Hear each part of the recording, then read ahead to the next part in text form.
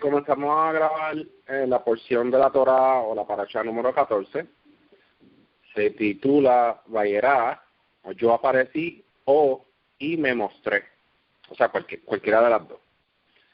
Antes de comenzar, vamos a dar la bendición.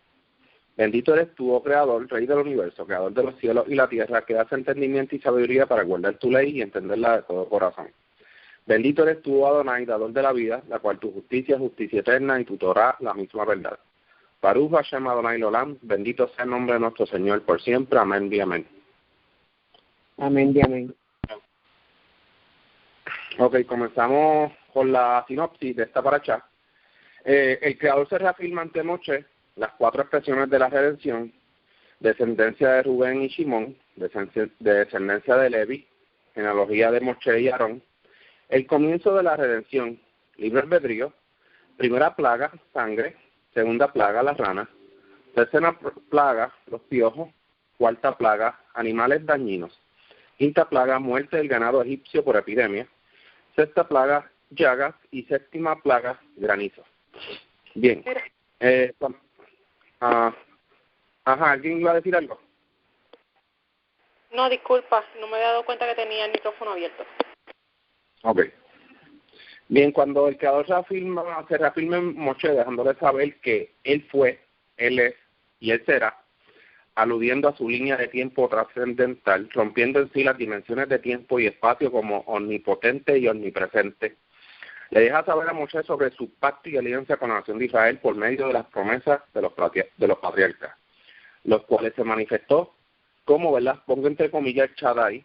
Lo que hay que ver si esta narración última es una expresión retórica afirmativa o simplemente se le dio a conocer como su nombre. Cuando dice, ¿acaso no me di a conocer con mi nombre en ellos? O sea, hay que ver si, ¿verdad?, si la narrativa en sí es como una pregunta retórica o si en realidad se le presentó como el Shaddai a ellos y ellos conocían realmente el nombre.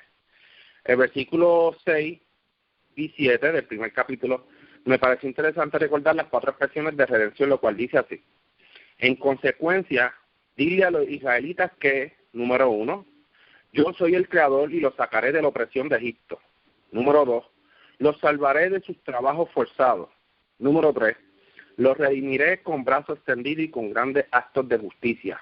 Y número 4, los tomaré a ustedes como pueblo mío, y yo seré su Elohim. Y así sabrán que yo soy el Creador, su Elohim, quien los saca de la opresión de Egipto. Estas 4 expresiones de redención es aún recordada tradicionalmente en algunos sedes de ciertas comunidades en el tiempo de la conmemoración de Pesaj. Y lo interesante de esto es que, ¿verdad?, recordamos aún que pertenecemos hoy por hoy a la nación de Israel en el exilio. Es por eso que debemos de continuar cumpliendo la Torá en lo que se pueda. Seguimos con la ronda con Erika. Adelante, Erika.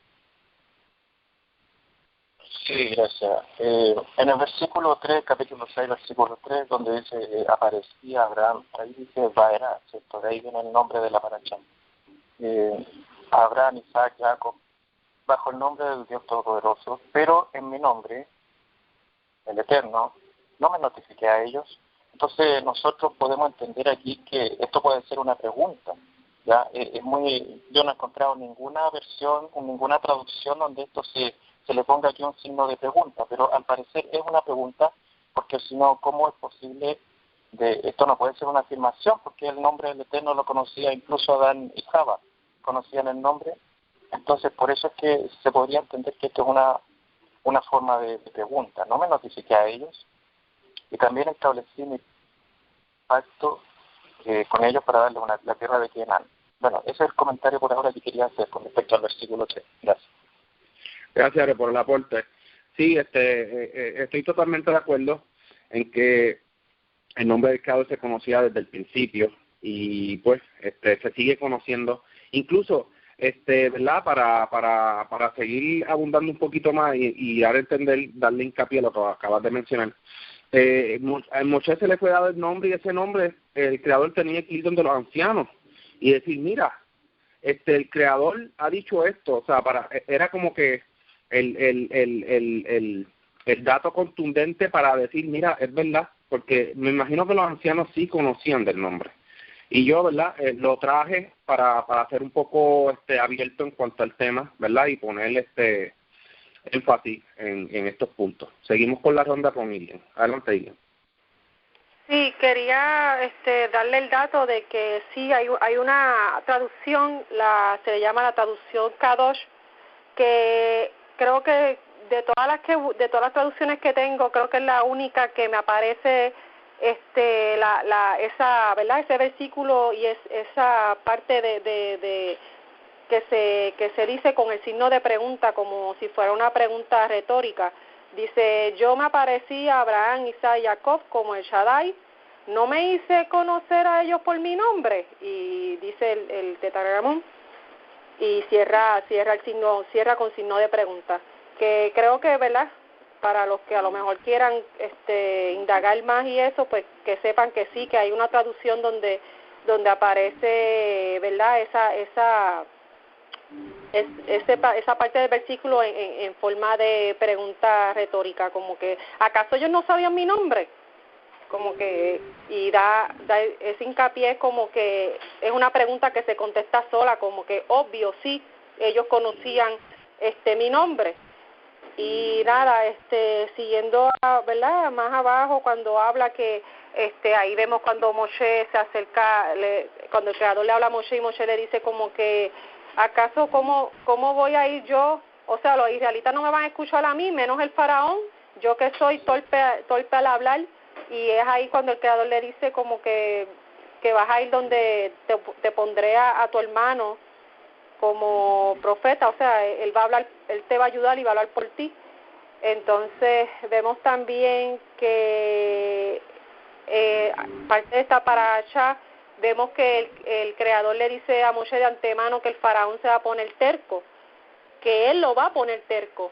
Y es bien interesante porque vemos también, ¿verdad?, en el Tanaj se habla de que el Creador es el único que conoce nuestros corazones, él es el que escudriña el corazón del ser humano, y me da a entender que ya el Creador conocía el corazón del faraón, y ya de antemano pues el Creador ya sabía cómo el faraón iba a reaccionar ante el pedido de Moshe de dejar salir al pueblo.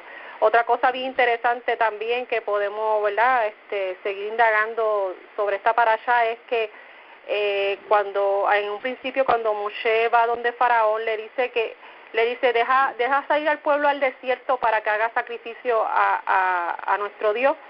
No le dice de antemano, desde rápido le dice como que libéranos para irnos y no regresar, sino que era como un trato de dejarnos ir por un tiempo al desierto para hacer nuestro sacrificio a nuestro Creador y luego regresamos.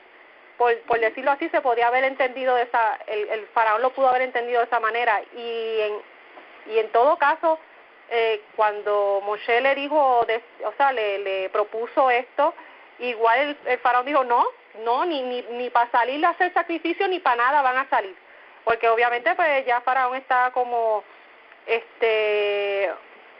¿cómo es que se dice?, reacio, como ya me imagino que él tenía como ese presentimiento de que no, este pueblo numeroso, fuerte, los dejó salir aquí, se me van a ir, no van a regresar, o ese tipo de, ¿verdad?, ese tipo de pensamiento me da a entender que el faraón pues tenía pensado, y vemos que la mentalidad retorcida del faraón, como era una persona como maliciosa. Y nada, por ahora eso es lo que quería, ¿verdad?, añadir. Gracias, Ilian, por el aporte. Algo que quería mencionar era que, como dato interesante también, hubieron 3 faraones, ¿verdad?, en el tiempo desde que Israel entró a la tierra. El primero, obviamente, fue el que reconoció a Joseph, ¿verdad?, y le dio como posición a él para que gobernara. El segundo prácticamente fue el que no reconoció a Joseph y busca, ¿verdad?, la muerte de Moshe. Y el tercero era pues cuando Moshe ya vuelve, que le dice, mira, todos los que han buscado procurar tu muerte ya murieron, ve y regresa. O sea, como que prácticamente fueron como que tres diferentes faraones. Seguimos con la ronda con Minerva. Adelante, Minerva. Sí, tenía un comentario en cuanto a lo del nombre también, comenzando aquí en el versículo 3, se dice, me rebelé ante Abraham, Isaac y Jacob como Dios Todopoderoso, que es Shaddai, y no les permití que me conocieran por mi nombre, Yod-Heh-Vah-Heh. Aquí yo entiendo más bien, más que una gramática, porque ellos sí conocían el nombre de Yod-Heh-Vah-Heh, es más bien el tipo de acción, en qué aspecto se iba a conocerlo ahora. Entonces, según lo que yo tengo, el comentario de una Torá, de las Torás que yo uso acá, la interpretación de la Torá viviente, con respecto a ese versículo, dice que cuando habla del Shaddai, que no les permití, en realidad lo que sí empleó el tetragramatón Yod-Heh-Vah-Heh al hablarles a Abraham, él sí lo conoció por Yod-Heh-Vah-Heh en Bereshit 15:17, solamente de nombre, y a Jacob, Bereshit 28:13, pero el nombre fue también empleado por ángeles en Bereshit 16:11, 19:13 y 14, 18:14, y por los mismos patriarcas según Bereshit 14:22, etcétera. Entonces, en verdad, lo que es como un tipo de metáfora que él está tratando de explicar a Moshe, que el tetragramatón no se empleó en el habla antes del tiempo de los patriarcas, más bien conocimiento en cuanto a quién era y más bien la forma gramatical, pero no se empleó en el habla en el tiempo de los patriarcas, sino que el tetragramatón sí que era conocido, más no su significado profundo.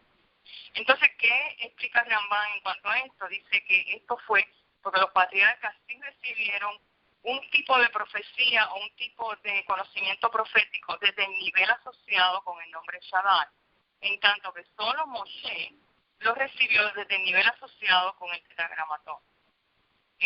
Conocer el nombre según el tetragramatón en el verdadero sentido que sí que era algo grandioso, como vemos en Yeshayahu 52:6 y Yermayahu 31:33. En otras palabras, que lo que denota así en una connotación de qué acción o qué atributos conlleva esos nombres específicos. Por ejemplo, vemos que Moshe fue la 7ª generación de Abraham. Entonces, Abraham recibe una revelación de acuerdo a la acción del Shaddai. Entonces, siendo Moisés entonces la 7ª generación de Abraham, entonces conoce una revelación a través de Yod-Heh-Vah-Heh, que incluye una revelación de una acción más alta en cuanto están escaladas las mayores revelaciones, que sí las iba a necesitar porque tenía el propósito primero de liberar este pueblo, tenía que hacer que el pueblo que sí él era enviado a través de este nombre, tenía que hacer milagros y maravillas y señales, y encima de eso convencer a un faraón que no lo conocía. Entonces, más o menos es lo que yo interpreto cuando dice que no les permite que me conocieran mi nombre, más bien no les permitió que operaran bajo ese nombre las acciones que ellos hicieron en sus generaciones. Entonces vemos como Moshe también, me llama la atención cómo él comienza a ponerle reparo cuando dice el Eterno, ven y habla al faraón, rey de Egipto, y él les permitirá a los israelitas salir de su tierra. Entonces Moshe le habla interrumpiendo la revelación y dice, ni siquiera los israelitas me escuchan. Dijo, ¿cómo puedo esperar que me escuche el faraón? No tengo confianza en mí mismo cuando hablo. En otras palabras, estaba diciendo, no que dudase, sino que estaba diciendo, ¿cómo yo haré esto? Entonces ahí comienza esta dinámica tan poderosa de Yod-Heh-Vah-Heh y impartiendo esa confianza a Moshe. Entonces tiene que haber una dinámica de este estilo, de este tipo, para que entonces Moshe sienta esa fuerza, esa confianza de cuando llegue a su pueblo, sabe lo que decir y cómo actuar. Entonces me llama la atención también en el 14 cómo comienzan a hablar de la genealogía. Entonces el 14 dice que estas son las cabezas de sus clanes familiares, de los hijos del primogénito de Israel. O sea, cómo empieza a través del patriarcado toda esta genealogía y cuán importante era esta genealogía. En otras palabras, estaba dándole la carta de presentación. Estos son los que se van a ir liberados. Entonces, la importancia de esta genealogía es que hay como un lazo que amarra desde el principio hasta la descendencia que está en Egipto. Entonces, es importante la genealogía aquí, porque a nosotros, sin embargo, en este siglo que vivimos, como que no le damos tanta importancia a la genealogía. Sin embargo, es importante trazar nuestra genealogía para una identificación con el pueblo de Israel, para saber que estos son nuestros padres, nuestros antepasados. Es importante tener esa identificación viva en nuestro medio, ahora mismo en nuestro entorno. Más o menos eso es lo que quería compartir en este momento. Gracias, Minerva, por el aporte. Algo que quería mencionar era que cuando el Creador le dice, mete tu mano en tu seno, ¿verdad? Y sácala, estaba blanca como la nieve, o sea, demostrándole que él es el que da todo, el que pone todo, el que da y quita.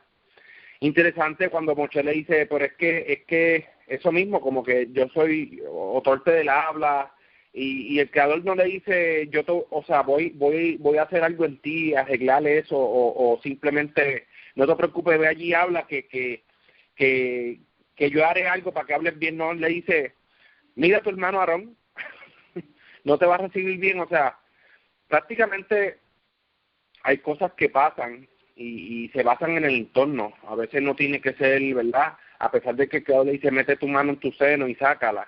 Que Moshe vio algo ahí, vio un milagro, vio el poder del Creador. A pesar de eso, también el Creador trabaja en el entorno. O sea, no solamente como que en la persona.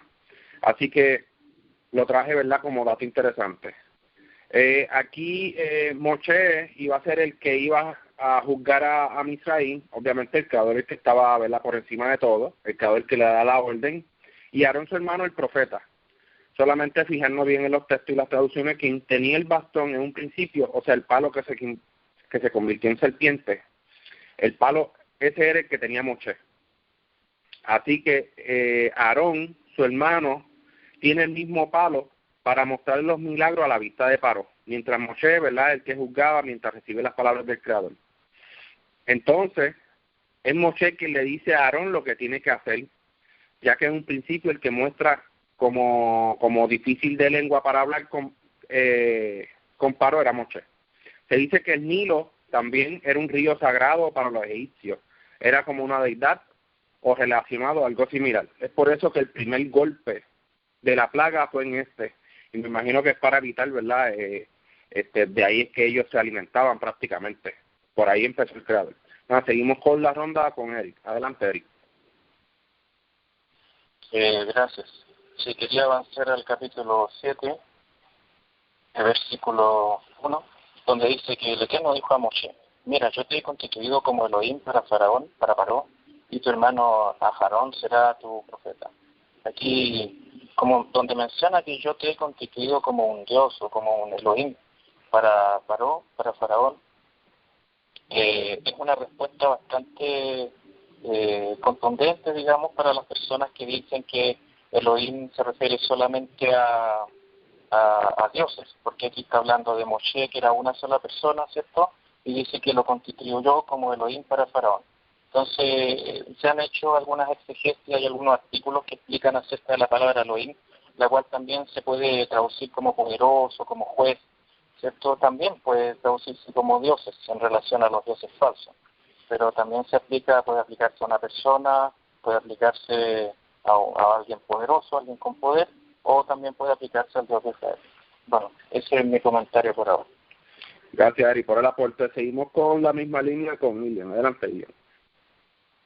Sí, quería mencionar que mi perspectiva sobre el habla de Moshe, yo creo que Moshe no tenía ningún problema al hablar, o sea, ningún tartamudez ni nada de eso. Yo creo que lo más bien era cuando él expresó que era torpe al hablar, era que se sabe que Moshe se describe como una persona humilde, y yo creo que parte del problema de él poner ese pretexto de no querer, ¿verdad?, de su preocupación al ir donde Faraón a hablar, es que ese hablar era con timidez, y yo creo que esa es la expresión, como que ¿estás seguro de mandarme a mí, que yo soy una persona tímida? O sea, yo no voy a poder a lo mejor expresarme de una forma contundente frente a un rey, un faraón. Y es por eso que entonces pues le dice como que pues te pondré a tu hermano Aarón.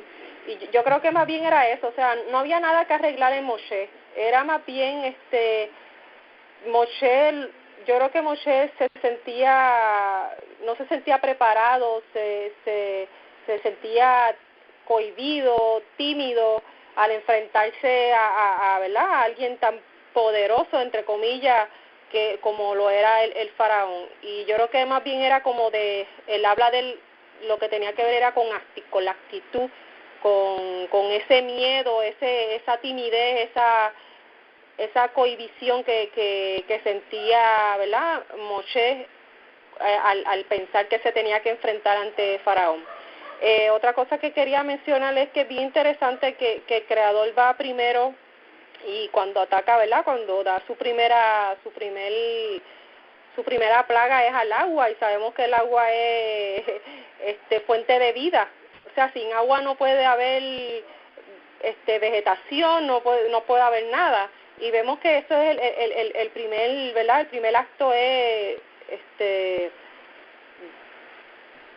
yendo donde, ¿verdad?, donde el río Nilo, que sabemos que era un río bien importante para los egipcios, era como que lo que sustentaba toda la agricultura de los egipcios, y ahí es donde da su primer golpe el creador.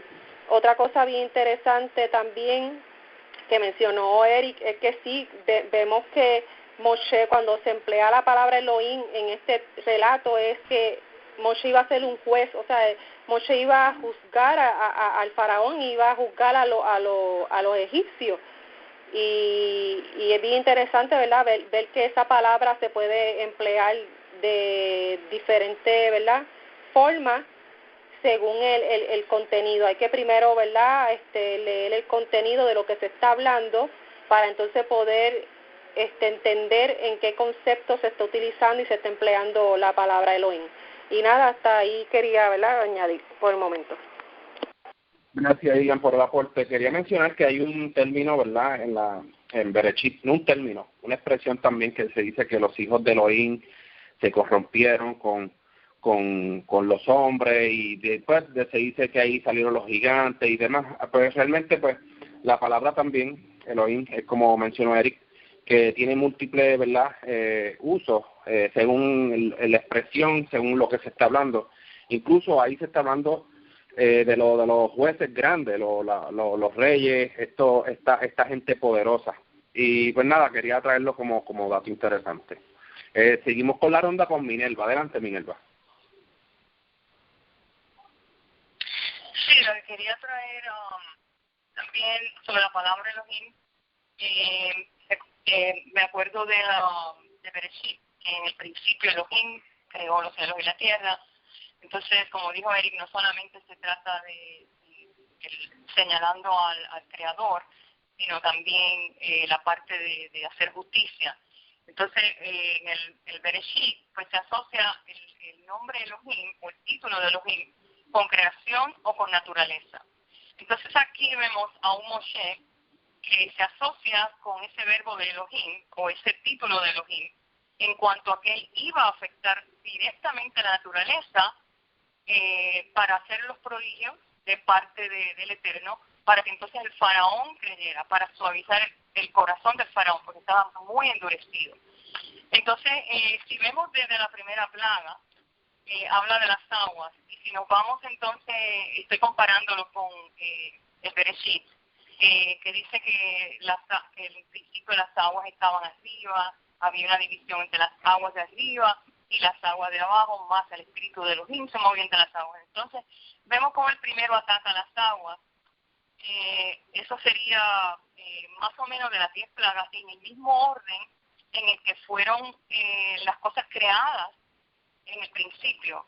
Se crean las aguas, luego dice que la segunda plaga era los piojos, y estos piojos que salían de la tierra. Entonces hablamos de las aguas, hablamos de la tierra, luego sigue la la primera plaga fue sangre con lo de las relacionado con las aguas. La segunda plaga viene siendo las ranas, y vemos que las ranas es anfibio entre tierra y agua. Entonces ya vamos recorriendo todos los elementos, haciendo una analogía con lo de la creación. Entonces los piojos fue la tercera plaga, que es más bien de tierra. Cuarta plaga, criaturas dañinas que tienen que ver con animales salvajes o criaturas que están dentro del ámbito de la tierra. Epidemia, la quinta plaga, vemos la sexta plaga, forúnculos, que tienen que ver ya directamente con el hombre y los animales. Y entonces vemos granizo, la cuarta plaga, que tiene que ver ya con el resto de la naturaleza. Entonces vemos aquí también esa asociación para que el pueblo creyese que sí, este es el Elohim de los hebreos, que ningún mago que tenía el faraón pudo hacer lo mismo. Entonces, para que entonces el pueblo creyese, y el faraón, al contrario, seguía endureciendo su corazón a pesar de estos prodigios que estaba haciendo. Entonces, el misterio de todo esto es cómo no el faraón, viendo todas estas cosas, deja al pueblo, no deja ir al pueblo libre, sino que tiene que esperar hasta la 10ª plaga para que entonces su corazón deje ir al pueblo. O sea, hay una enseñanza detrás de todo esto, el endurecimiento del corazón del faraón. Mientras tanto dice que en Gosén, que estaba el pueblo de Israel, no, ellos estaban en paz, donde estaba el pueblo de Israel. Pues más o menos se lo quería compartir. Gracias. Gracias, Minerva, por el aporte. Quería leer aquí unos textos rapiditos. Dice, mira, en el 8, el capítulo 8, si no me equivoco, capítulo 7, perdón. Dice en el 19, dice, dijo el Creador a Moshe, dile a Aarón, toma tu bastón y extiende tu mano sobre las aguas de Egipto. Ok, esa es la primera plaga. Entonces vamos a la segunda plaga, que son las ranas. Obviamente el Creador le dijo a Moshe, ve a lo de Paró y dile. Me imagino que se sabe que quien estaba hablando era Moshe, le hablaba a su hermano. Incluso en el capítulo 8 empieza, el Creador le dijo a Moshe, dile a Aarón, extiende tu mano con tu bastón. O sea, prácticamente aquí vemos un conjunto de lo que iba a ser el pueblo en un futuro. O sea, de un Elohim con los sacerdotes, con los profetas. Y lo estamos viendo aquí a los ojos de Paró. Paró veía, obviamente, como no conocía de Elohim, pues sabía que por medio de... Permiso, ¿me escuchan bien? Sí. Ok, perfecto, gracias. Que por medio de esto podemos ver un ejemplo también en lo que iba a ser el pueblo de Israel en un futuro. Así que, nada, lo traje como dato interesante también. Los hechiceros de Paró dejaron de hacer imitaciones baratas o trucos de encanto cuando se trató de la tercera plaga, los piojos. Estos se dieron cuenta que hasta ellos mismos tenían y no podían hacer nada al respecto. Como dato interesante, estos hechiceros solo hacían trucos de ilusión y no tenían nada que ver, ¿verdad?, con otra cosa.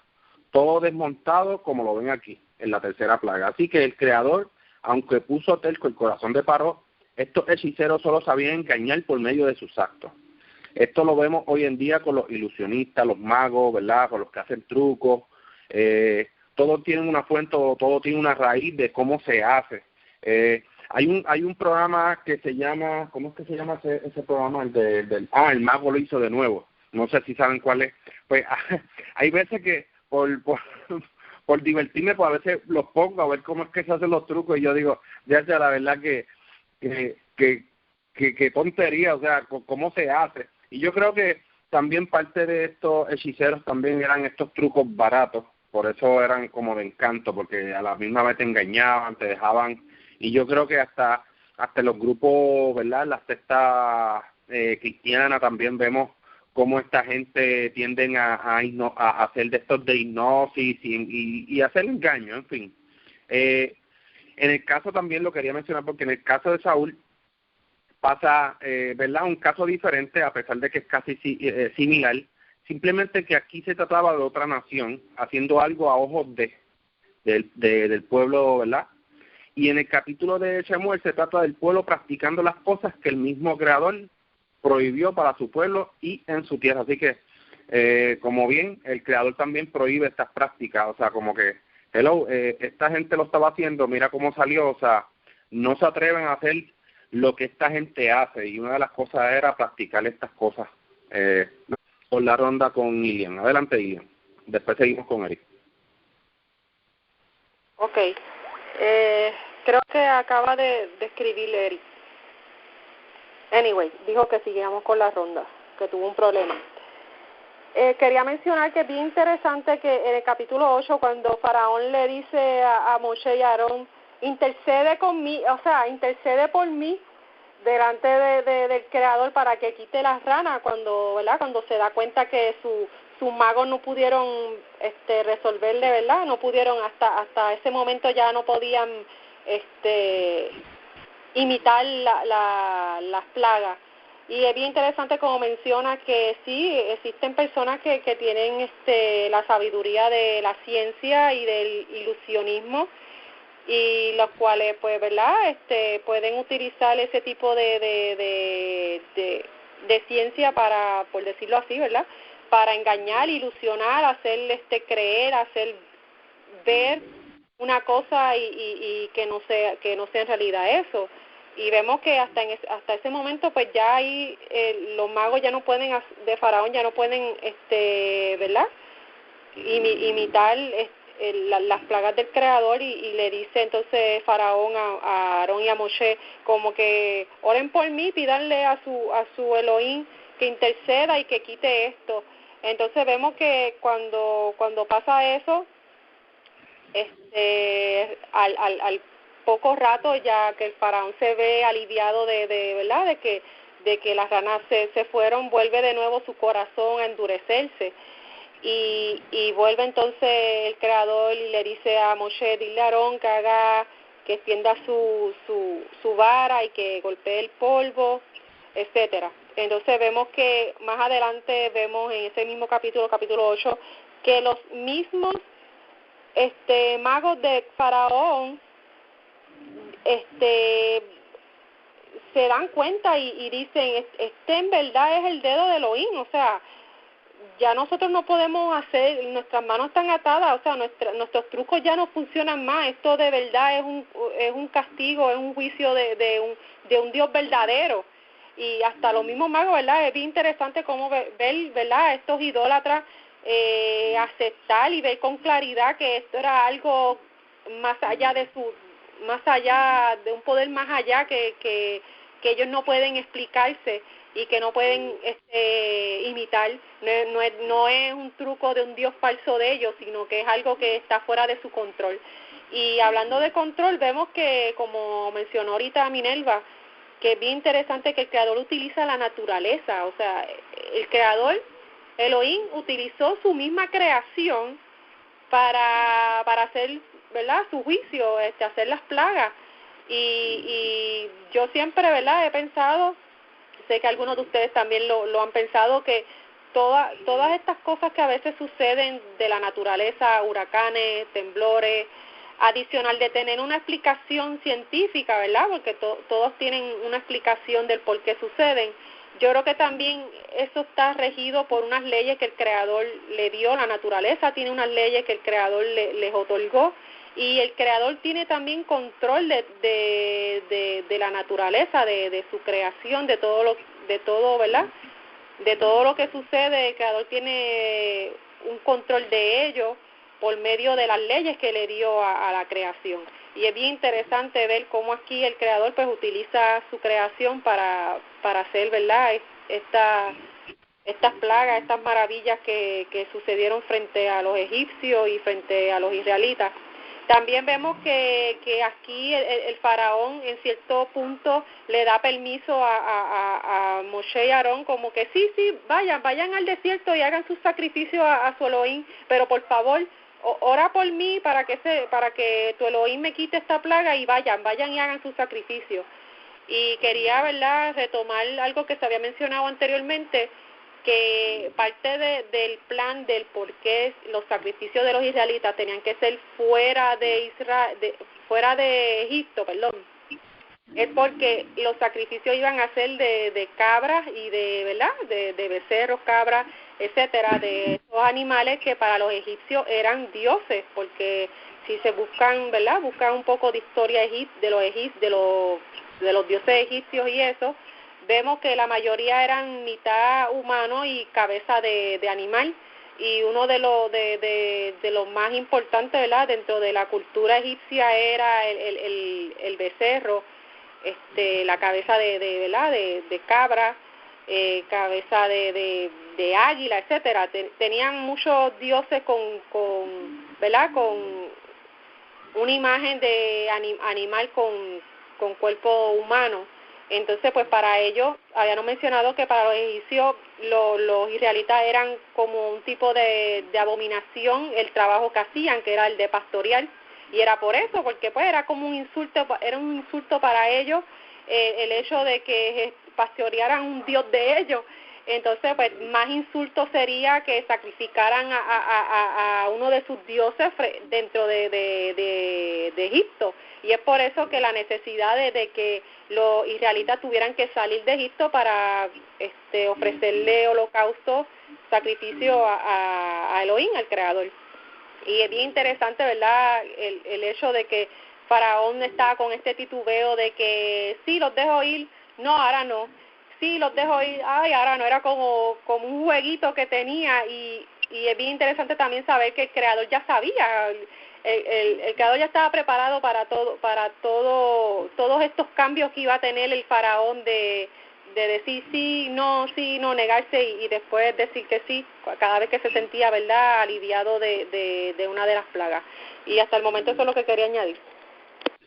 Gracias, ella, por el aporte. Quería, ¿verdad?, darle un backup a lo que acabas de mencionar. Capítulo 8, desde el 21, luego de la cuarta plaga, dice, Paró convocó a Moshe y Aarón y les dijo, vayan, ofrezcan sacrificio al Elohim de ustedes en el país, pero Moshe, o sea, en la tierra. Pero Moshe alegó, no es conveniente que hagamos así, porque ofrenderemos al Creador nuestro Elohim, la deidad de Egipto. Si sacrificásemos la deidad de Egipto ante sus ojos, ¿acaso no nos apedrarían? De modo de que nos alejaremos una distancia de 3 días por el desierto y ofreceremos sacrificio al Creador nuestro Elohim, tal como nos ordenó. Y replicó Paró, los dejaré salir con tal que no se alejen demasiado, o sea, váyanse pero no tan lejos. Ofrezcan sacrificio al Creador su Elohim en el desierto y oren por mí. Respondió Moshe, mire, ahora me retiraré de usted y suplicaré al Creador. Mañana por la mañana los animales dañinos se alejarán de usted, va, y por ahí sigue. ¿Verdad? Claro. Número uno, aquí Moshe trata a este Paró como, ¿verdad?, como alguien desconocido, alguien que no conoce. Incluso en las películas siempre es el mismo o sea, que se crió con Moshe desde pequeño. Y nada, aquí vemos que pasaron como varias generaciones de faraones. Número 2, vemos que aquí, como mencionó Irian, que la deidad de Egipto, o sea, que como que, vamos a sacrificar aquí a ojos de ustedes, no nos van a perder por eso, o sea, viendo cómo matamos a su ídolo. Y nada, lo quería, ¿verdad?, traer como dato interesante. Seguimos con la ronda con, no sé si Eri está por ahí disponible. Eri, ¿me escucha? ¿Aló? ¿Me escuchan? Sí, ahora sí, Eri. Ya. Bueno, si quieren puedo opinar un poco. Sí, adelante, gracias. Ya, lo que pasa es que había tenido un problema con el micrófono. Bueno, quería comentar acá el capítulo 7, versículo 11, que a mí me llama la atención, porque estos magos no pudieron reproducir ninguno de los otros milagros, pero hay un milagro que ellos reprodujeron, que dice, entonces el faraón llamó a los sabios y hechiceros, e hicieron lo mismo con sus encantamientos, cada uno echó su vara y se volvieron culebras, pero la vara de Aarón devoró las varas de ellos. Entonces, a mí me llama la atención esto porque estos magos pudieron convertir sus bastones en culebras o serpientes. Eso podría ser una prueba de que existe algún tipo de magia o de hechicería desde en los tiempos antiguos, como se dice que los egipcios eran famosos por su magia.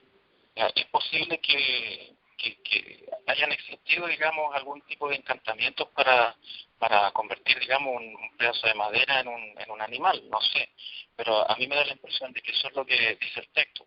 Pero bueno, lo bueno es que allí el poder del Eterno se mostró, ¿cierto?, a través de su profeta, y la culebra de la vara de Aarón devoró a las otras serpientes. Y después vienen los otros milagros que son como ascendentes, cada vez eran milagros más poderosos, ¿cierto? Y lo interesante es que el corazón de Paró se endurecía cada vez más, como que de repente, como que quería ablandarse y después se endurecía de nuevo. Bueno, pero al final cede. Bueno, eso solamente quería comentar por ahora. Gracias. Gracias, Eric, por el aporte. Seguimos con Minerva. Adelante, Minerva. Sí, quería comentar sobre la séptima plaga, que es el granizo. El capítulo 9, el verso 24 dice que hubo granizo con relámpagos que despedían destellos entre las piedras de granizo. Era extremadamente fuerte, distinto de cualquier cosa que Egipto hubiera experimentado desde que llegara a ser una nación. Por todo Egipto el granizo mató a todo hombre y animal que estuviera al aire libre.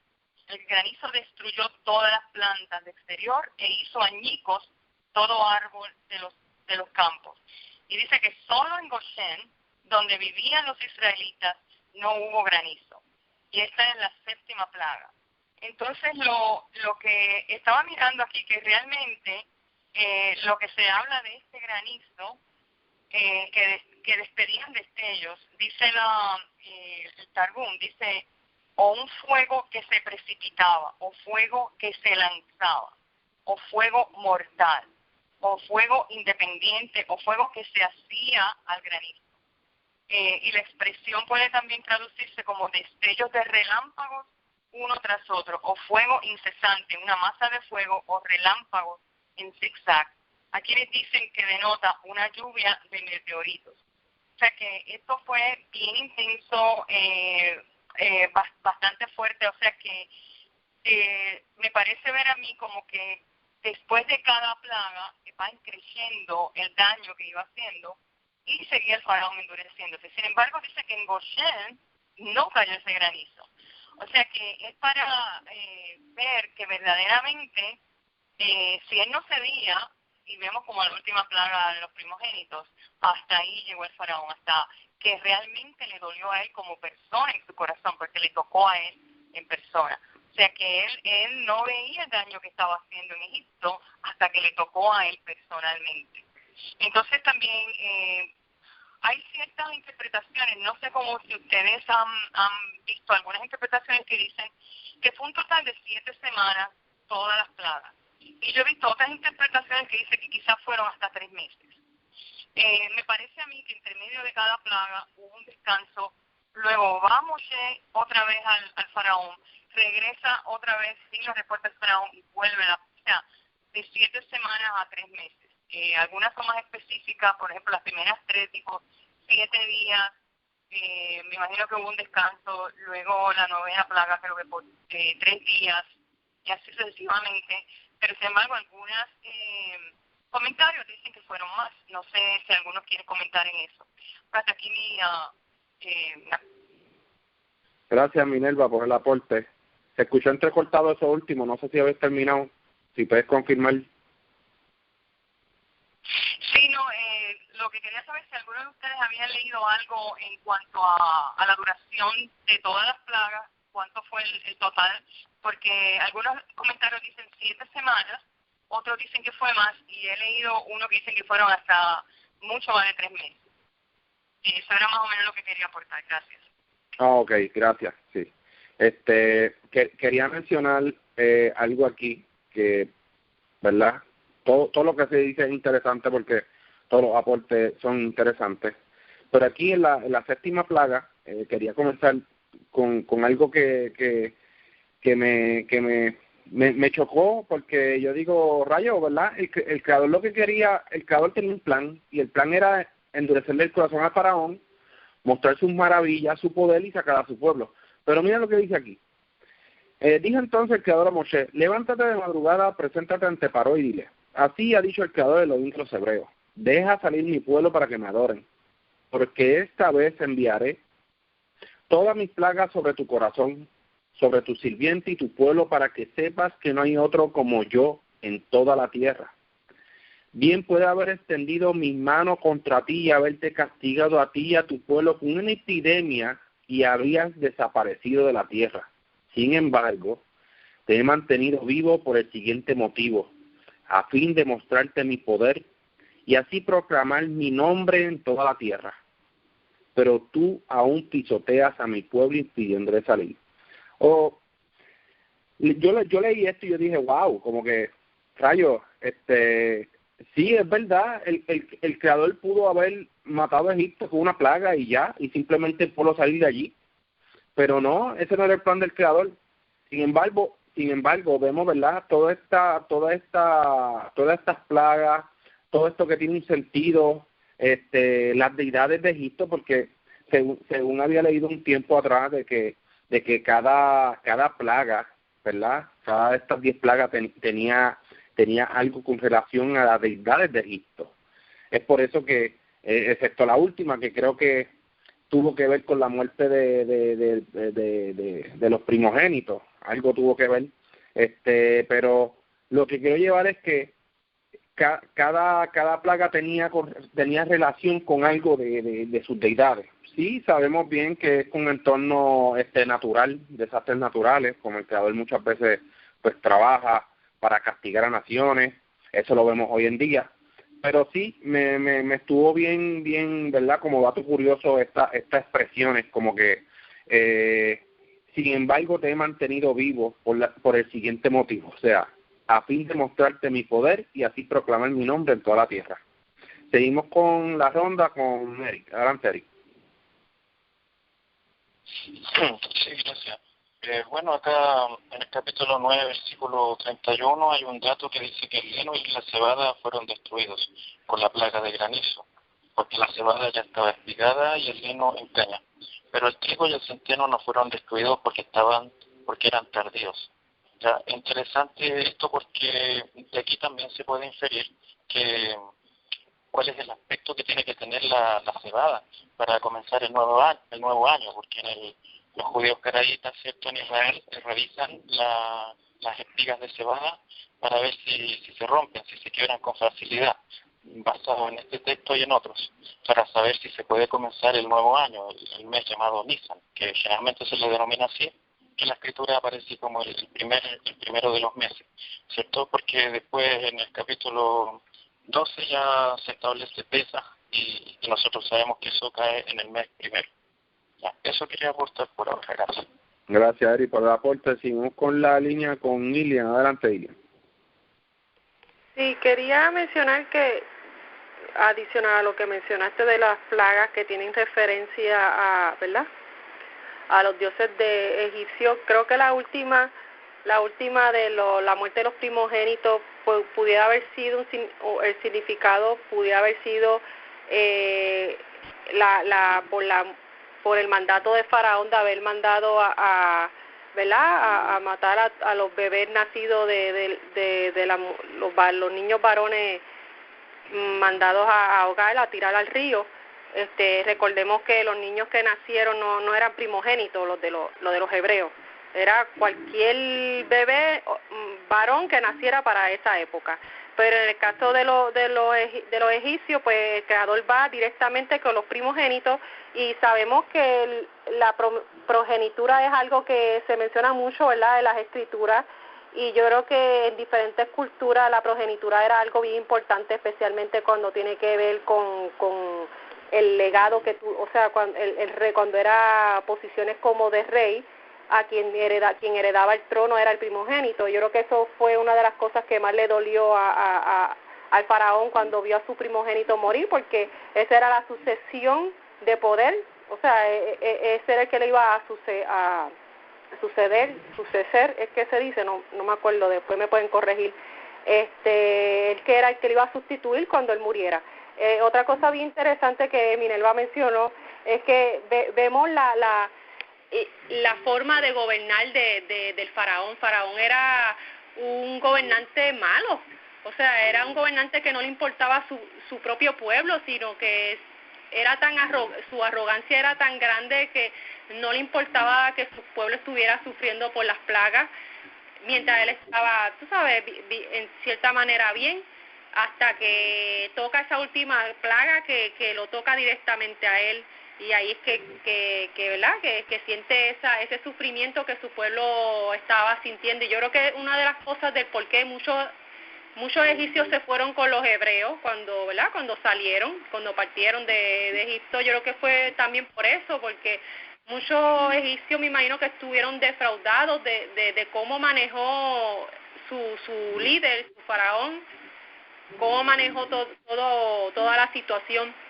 Y yo creo que parte de esa arrogancia era porque para la cultura egipcia el faraón era como un dios, era hijo de un dios, era un semidios, y yo creo que esa era como que la arrogancia que él tenía de que no daba como su brazo a torcer, por decirlo así. Y otra cosa que quería mencionar es que yo he leído mucho me he puesto a ver muchos documentales de egipcios, y he sabido que Egipcio era un pueblo bien adelantado en lo que es ciencia y medicina. Y yo creo que, ¿verdad?, yendo un poquito atrás, yo creo que una de las cosas que ayudó a los magos, ¿verdad?, a lo que le llaman magos de Faraón, fue que eran tan sabidos de ciencia y medicina, que por eso es que pudieron imitar algunos de las plagas, las primeras plagas. Y yo creo que más bien fue como, yo por lo menos a mí me gusta mucho la ciencia, y a veces he visto experimentos de ciencia que si tú no sabes, tú dices, wow, eso es magia, o sea, eso es algo que en mi vida había pensado que iba a suceder así, y en realidad es ciencia, es experimentación. Y yo creo que más bien eso fue lo que le ayudó a estos magos de Faraón el imitar, ¿verdad?, esto que hizo Moshe con la vara que el creador le dijo que utilizara para, ¿verdad?, para las plagas. Y nada, hasta el momento que yo creo que eso es lo más que puedo aportar. Gracias, Ian, por el aporte. Quería leer algo aquí que dice, ¿verdad?, con relación a lo que mencionó ahorita Minerva. Todos los egipcios hicieron pozos alrededor del río buscando agua para tomar, pues no se podía beber de las aguas del río.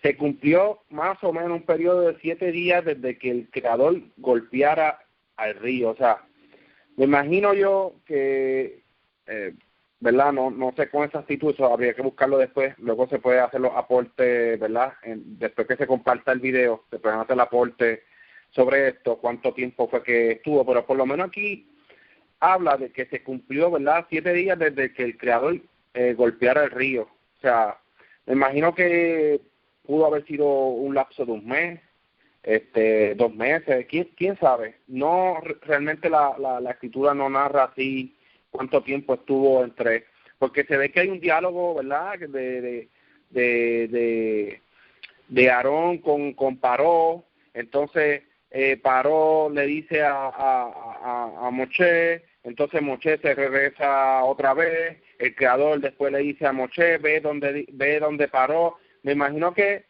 no sé cuál es la estadía de Moshe en ese, ¿verdad?, en este suceso. No sé si él se volvía a la tierra o si volvió otra vez, o si estaba en la tierra de Gosén, o si estaba en las afueras de la tierra de Egipto. No, realmente no son datos que a lo mejor no están escritos aquí en la Torah. Seguimos con la línea con Minerva. Adelante, Minerva. Sí, bien interesante lo que acabas de decir en cuanto al tiempo, porque yo lo que pienso en estos días, si pensamos en la plaga que tenemos del COVID-19, cómo comienza y de hecho ha atacado a todo el mundo, y cuántas personas han muerto, y todavía no se acaba. Entonces, como que de esa forma, más o menos, para que entonces las personas lleguen al entendimiento, lleguen a la teshuvá, así como Faraón finalmente deja ir al pueblo. Entonces yo me hago la pregunta, realmente hubo aprendizaje con las plagas. Definitivamente vemos que sí, que el pueblo sale y con ello partieron egipcios. Entonces vemos hoy en día realmente ha habido un aprendizaje trascendental con esto de la plaga del COVID, o cómo está la humanidad. ¿Estamos peor? ¿Estamos mejor? O sea, es solamente un pensamiento.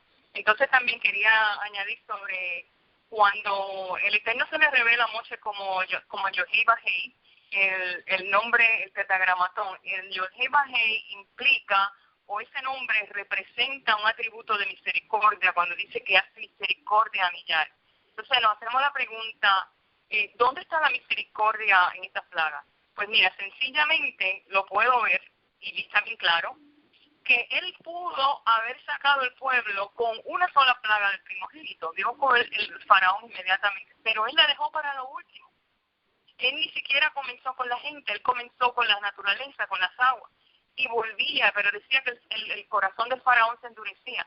No fue hasta lo último que él tuvo que mandar esa plaga.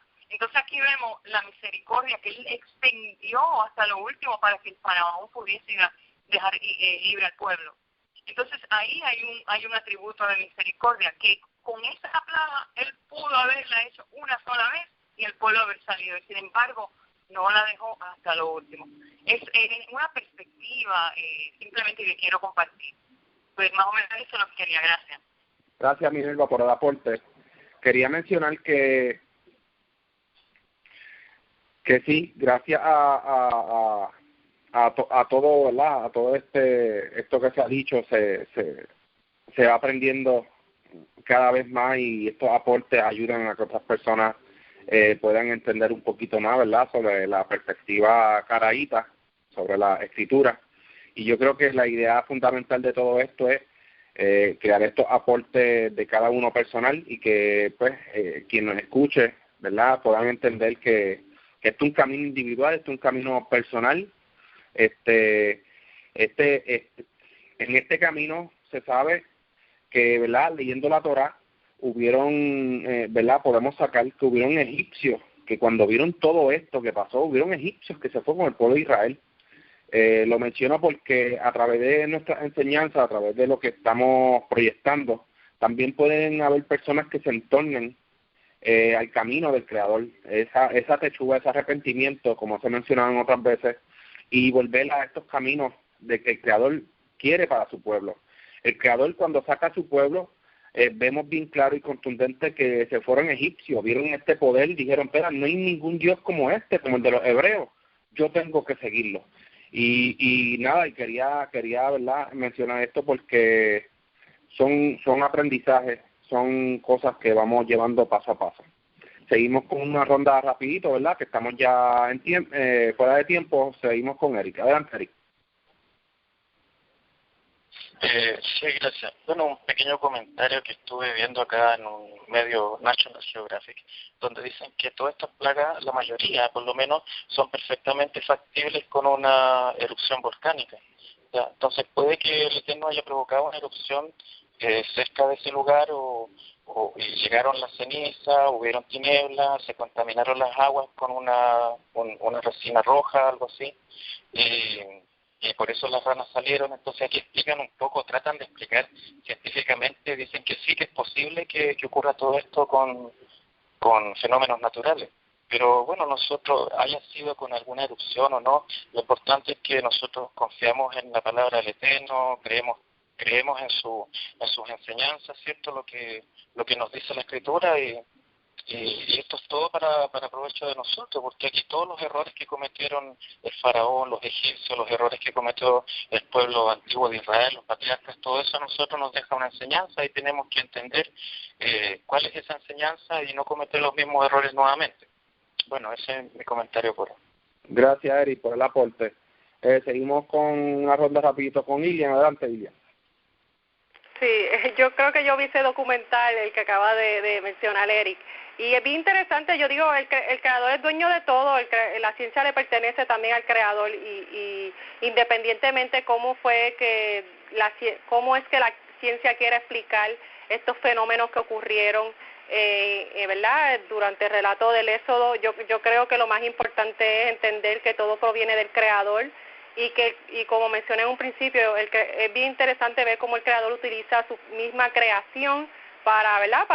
Para que ocurran todos estos sucesos. Otra cosa que quería mencionar es que yo nunca había pensado en el tiempo que concurrió durante, ¿verdad? Estas plagas, pero sé que hay muchas denominaciones dentro del judaísmo que quieren siempre darle como una explicación y más bien sacar estos números, como por ejemplo se habla mucho de que en las escrituras se repite mucho el número 7 y pues vemos que siempre le buscan como que buscar dónde más sale el 7 y qué significa el 7 y todo este tipo de cosas, y yo de verdad siempre he pensado que es un poquito irrelevante para mí, personalmente para mí, ¿verdad?